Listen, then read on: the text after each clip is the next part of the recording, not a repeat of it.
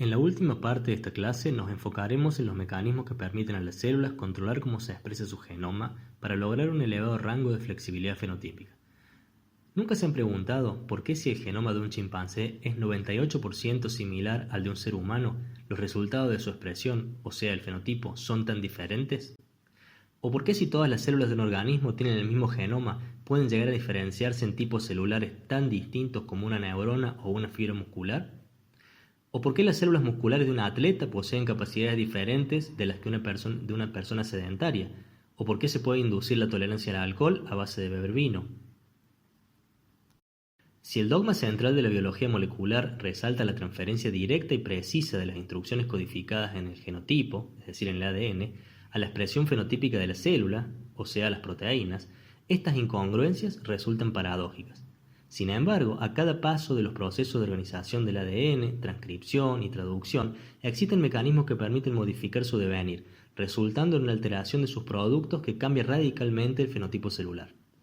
Es decir, lo que permite a las células de un organismo desarrollarse de manera diferencial es la síntesis y acumulación de diferentes conjuntos de ARN y proteínas sin alterar la información genética. A continuación detallaremos algunos de estos mecanismos ordenándolo de acuerdo a los diferentes niveles en los que operan. Incluso antes de iniciar el proceso de transcripción, se puede alterar la disponibilidad o accesibilidad de un gen mediante modificaciones epigenéticas, es decir, cambios heredables en la estructura de la cromatina que no alteran la secuencia del ADN genómico. Uno de estos mecanismos es la metilación del ADN en los nucleótidos de citosina. Esta modificación suele combinarse con otros mecanismos de control génico para reprimir la expresión génica. El grupo metilo interfiere con la unión de proteínas necesarias para el comienzo de la transcripción. Además, el ADN metilado es capaz de unirse a proteínas que inhiben la transcripción y asociarse con enzimas que metilan las histonas, creando ambientes represivos en el entorno de un gen. La metilación del ADN es heredable gracias a la acción de una enzima llamada metiltransferasa de mantenimiento, que copia los patrones de metilación de la hebra madre en la hebra complementaria, manteniéndolos a través de las generaciones. Otro cambio de tipo epigenético es la modificación heredable de las colas de histona. En estos casos, diferentes modificaciones pueden reprimir o inducir la transcripción de un gen. En general, las metilaciones promueven el agrupamiento y la compactación de los nucleosomas, creando ambientes represivos. Por el contrario, la acetilación de histona promueve la adopción de una configuración más laxa, exponiendo más secciones de ADN a los factores de transcripción. Al momento de transcribir un gen, intervienen numerosos elementos además de la ARN polimerasa y los factores generales de transcripción que se ensamblan al promotor. Entre los más importantes se encuentran proteínas denominadas factores de regulación. Estas proteínas son capaces de interactuar con el ADN de regiones específicas llamadas secuencias reguladoras, que usualmente operan en cis, es decir, en el mismo cromosoma del gen que regulan. Estas secuencias pueden estar próximas o lejanas a la secuencia codificante y generalmente se encuentran riba a arriba en sentido de la transcripción. Los factores de regulación reconocen secuencias reguladoras específicas y a partir de motivos estructurales que pueden leer la secuencia de nucleótidos sin abrir la doble hebra. La naturaleza química de las uniones es variable, involucrando puentes hidrógenos, uniones iónicas e interacciones hidrofóbicas. Generalmente, estas proteínas presentan dominios característicos organizados en hélices alfa o láminas beta, como los hélice giro-hélice, hélice asa-hélice, homeodominios, cierres de leucina y dedos de zinc. Si un factor de regulación promueve la transcripción de un gen, se lo llama activador, y la secuencia de ADN a la que se une, intensificadora, mientras que si el factor inhibe la transcripción, se lo llama represor, y a la secuencia silenciadora. Cada gen tiene su conjunto de factores de regulación, tanto es así que aproximadamente un 10% del genoma codificante codifica para este tipo de proteínas. Los factores de regulación son capaces de encender y apagar genes basados en señales intra o extracelulares, a fin de adaptar la función de la célula a las necesidades que el medio impone. Como ejemplo, el operón que sintetiza triptofano en las bacterias está constitutivamente inhibido por un represor, que está unido a una secuencia silenciadora impidiendo la adhesión de la ADN polimerasa al promotor del operón. La unión del represor al silenciador depende de la presencia de triptofano en la célula, y ante la escasez de este, el represor se libera de la secuencia silenciadora, permitiendo la transcripción del operón. En procariotas, cada gen suele tener un único activador y un único represor. Más aún, los mecanismos de represión suelen ser directos y comprender el contacto directo entre la proteína reguladora y la ARN polimerasa, o la región promotora del gen. Si la región intensificadora o silenciadora se encuentra a gran distancia de estas estructuras, se produce una curvatura del ADN en forma de lazo o loop para aproximarlas. En el caso de las eucariotas, los mecanismos de activación y represión suelen ser mucho más complejos. La actividad de un gel suele ser el resultado de la acción combinada de numerosos activadores y represores cuyas regiones de control se encuentran dispersas por todo el cromosoma, requiriendo importantes cambios conformacionales en el ADN y la intervención de numerosas proteínas intermediarias, con alrededor de 100 subunidades, para asegurar la interacción de todas las moléculas participantes. Incluso la acción individual de los activadores y represores toma mayor grado de complejidad en los eucariotas. Los activadores pueden actuar de maneras diversas, ya sea promoviendo el ensamble de complejos de transcripción vía looping de ADN, acetilando las colas de histona para modificar la estructura de la cromatina hacia un estado menos represivo, o posibilitando el inicio y reinicio de la transcripción en una especie de juego de play y pausa. Por otra parte, los represores pueden actuar como inhibidores competitivos de los activadores, enmascarando sus sitios de unión, interactuar directamente con los factores de transcripción, imposibilitando la unión con los activadores y modificando la estructura de la cromatina para inhibir la formación de complejos de remodelación y preservar la estructura represiva. La expresión de un gen también puede controlarse luego de la transcripción, actuando sobre el transcripto sintetizado. Incluso mediante un mecanismo llamado atenuación, la transcripción del ARN mensajero puede ser abortada prematuramente al adoptar el transcripto una configuración que interactúa de forma errónea con la ARN polimerasa y causa su terminación.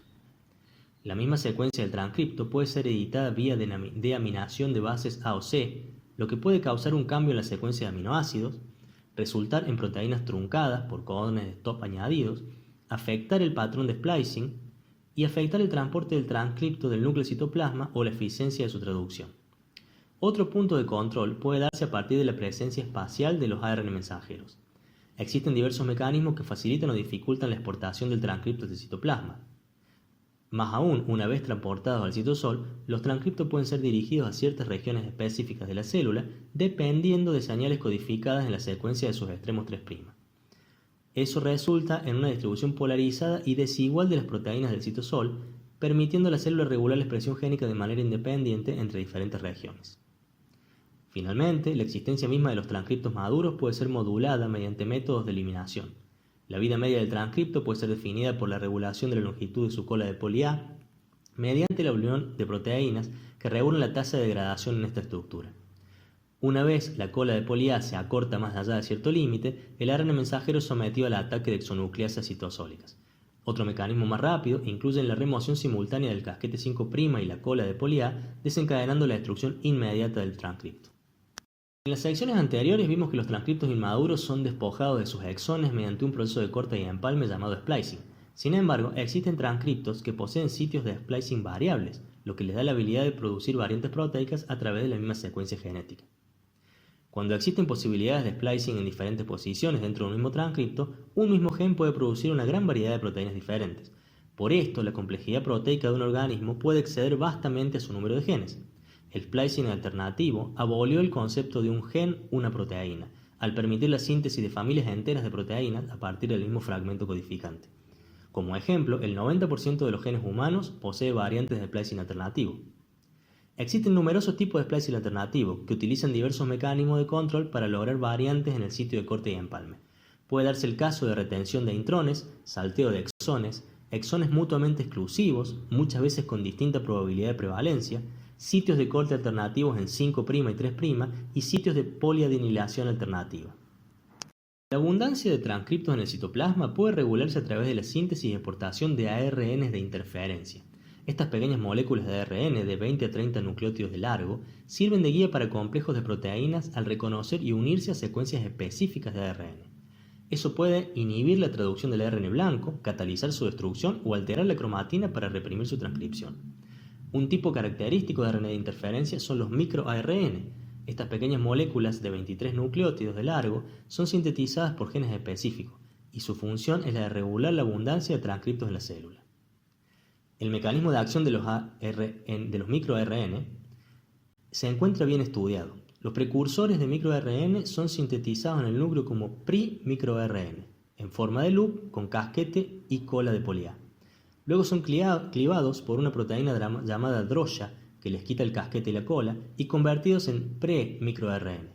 En esta configuración son exportados al citosol y clivados de nuevo por la proteína dicer, que selecciona una de las dos cadenas del loop y la incorpora ya como microARN maduro a un complejo llamado RISC, por sus siglas en inglés de complejo de silenciamiento inducido por ARN. Este complejo RISC cuenta con una ARNasa llamada Argonauta. Cuando el microARN reconoce y se une a otra molécula de ARN, pueden darse dos resultados. Si la complementariedad entre las secuencias es alta, el ARN atacado es clivado, atacado por exonucleasas, y el complejo RISC se desprende. Si la complementariedad entre las secuencias es media, el complejo RISC queda adherido, la traducción del ARN atacado se reprime y el transcripto es llevado hacia sitios de degradación. Otro tipo de ARN de interferencia son los pequeños ARN de interferencia, llamados ARN-SI. Con un tamaño de entre 21 y 26 nucleótidos, estos fragmentos de ARN son fragmentos foráneos clivados e incorporados en el complejo RISC y utilizados para reconocer y atacar secuencias idénticas de origen exógeno, es decir, un mecanismo de defensa. Existe un tercer tipo de ARN de interferencia llamado ARN-PIWI. Estos ARN son específicos de la línea germinal y su función es la de bloquear el movimiento de elementos transponibles. Una última etapa de control sobre la expresión de proteínas es la modificación de los polipéptidos luego de su traducción en el citoplasma. Para cumplir su función, un polipéptido debe ser plegado en una conformación tridimensional precisa, unirse a los cofactores requeridos para su actividad, ser modificado apropiadamente por otras proteínas y ensamblarse correctamente con las otras subunidades proteicas en complejos supramoleculares. Si bien la información para el correcto plegado se halla codificada en la secuencia primaria de aminoácidos y en algunos casos se produce de manera espontánea, la adquisición de la conformación tridimensional útil puede requerir condiciones especiales. Ciertas proteínas, llamadas chaperonas, asisten al correcto plegado de los péptidos recién sintetizados mediante diversos mecanismos, ya sea proveyéndole interacciones hidrofóbicas específicas, conteniéndolas en un ambiente químico diferente al del citosol o promoviendo cambios conformacionales mediante la hidrólisis de ATP. En el caso en que la célula necesite disminuir la concentración de una proteína abundante o eliminar péptidos mal plegados o dañados, puede recurrir a la degradación programada de proteínas. Las proteínas cuyo destino es la degradación programada son marcadas con una molécula llamada ubiquitina y dirigidas a un macrocomplejo proteico llamado proteasoma. Este consiste en un anillo apical que tiene la función de reconocer la señal de ubiquitina y desplegar la proteína, un cilindro central con actividad proteolítica dependiente de la hidrólisis de ATP y una subunidad de salida para los polipéptidos clivados.